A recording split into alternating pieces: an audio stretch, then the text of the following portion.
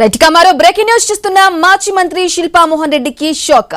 ఇక ప్రథమ నంది దేవస్థానం భూముల్లో 2008లో మంత్రిగా ఉన్న సమయంలో శిల్పా మోహన్ రెడ్డి 60 సెంట్ల స్థలంలో అక్రమంగా కళ్యాణ మండపం నిర్మించినట్లు ఆరోపణలు ఉన్నాయి.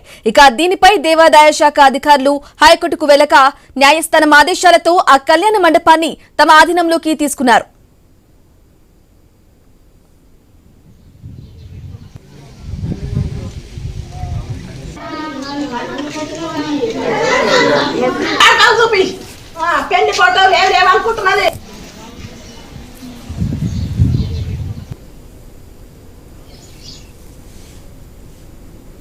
బ్రేకింగ్ న్యూస్ చూస్తున్న మాజీ మంత్రి శిల్పా మోహన్ రెడ్డికి షాక్ తగిలింది. ఇక ప్రథమ నంది దేవస్థానం భూముల్లో 2008లో మంత్రిగా ఉన్న సమయంలో శిల్పా మోహన్ రెడ్డి 60 సెంట్ల స్థలంలో అక్రమంగా కళ్యాణ మండపం నిర్మించినట్లు ఆరోపణలు ఉన్నాయి. ఇక దీనిపై దేవాదాయ శాఖ అధికారులు హైకోర్టుకు వెళ్లగా న్యాయస్థానం ఆదేశాలతో ఆ కళ్యాణ మండపాన్ని తమ ఆధీనంలోకి తీసుకున్నారు. ఇదే విషయానికి సంబంధించి పూర్తి సమాచారం మా ప్రతినిధి కిషోర్ అందిస్తారు. కిషోర్, చెప్పండి, హైకోర్టు తీర్పుతో అధికారులు కళ్యాణ మండపాన్ని తమ ఆధీనంలోకి తీసుకున్నారు. మరి 15 ఏళ్లుగా దానిపై అద్దెలు శిల్పా మోహన్ రెడ్డి తీసుకున్నారు కదా, మరి వాటిని రికవరీ చేసే అవకాశం ఉందా?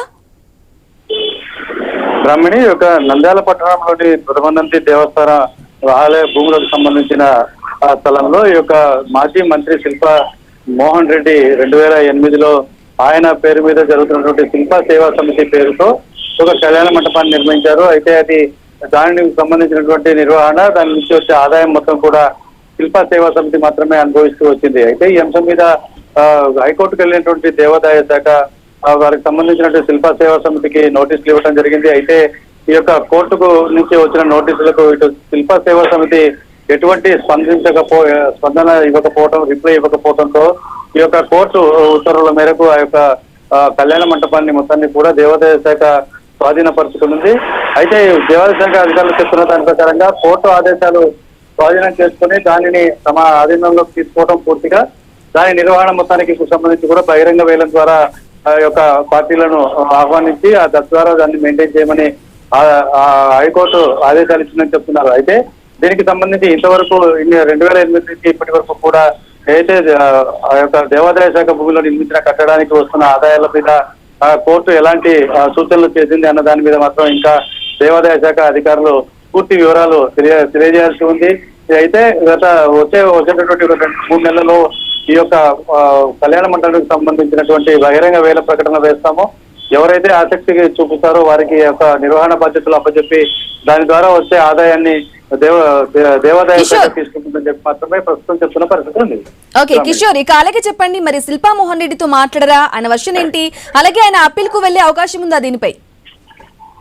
దీని మీద ఎందుకంటే శిల్పా కుటుంబానికి సంబంధించి గతంలో శిల్పా మోహన్ రెడ్డి మాజీ మంత్రిగా ఉన్నారు. ఆయన కొడుకు గత 5 సంవత్సరాల వరకు కూడా వైసీపీ నుంచి శిల్పా చక్రపాల్ రెడ్డి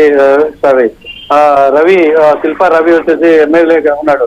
ప్రస్తుతం మాజీ ఎమ్మెల్యేగా ఉన్నటువంటి వారు ఎవరు కూడా కుటుంబం మొత్తం కూడా శిల్పా సేవా సమితికి సంబంధించిన ఎవరు కూడా ఈ ఘటన మీద ఎవరు స్పందించడానికి ముందుకు రాని పరిస్థితి ఉంది. అసలు ఇటు కోర్టు ఇచ్చిన నోటీసులు కూడా వారు స్వీకరించని పరిస్థితి. అంటే అది తమది కాదు అన్న భావన కలిగించేలా ఎవరు కూడా స్పందించకపోవడంతో మొత్తంగా కూడా హైకోర్టు ఏకపక్షంగా దేవాదాయ శాఖకు అనుకూలంగా తీర్పు ఇచ్చిన నేపథ్యంలో ఎవరు కూడా స్పందించడం లేదు. అయితే ఇన్నాళ్ళు ఈ యొక్క శిల్పా సేవా సమితి పేరున మొత్తం కూడా దేవాదాయ శాఖ భూమిలో ఈ యొక్క నిర్మాణాలు ఏర్పాటు చేసుకుని దాని మీద ఆదాయాన్ని తీసుకున్నటువంటి శిల్పా సేవా సమితి ఏ విధంగా గైడ్ చేసిందన్న మాత్రం దేవాదాయ శాఖ అధికారులు బయటకు వచ్చి చెప్పాల్సిన అవసరం ఉంది. నిన్న ఈ రోజు సెలవులు ఉండటంతో ఆ సమాచారాలు ఇంకా బయటికి రాలేదు. మేబీ రేపు తెలిసే అవకాశాలు ఉన్నట్టుగా దేవాదాయ శాఖ వర్గాలు చెప్తున్నాయి. Right Kishore, thank you for the update.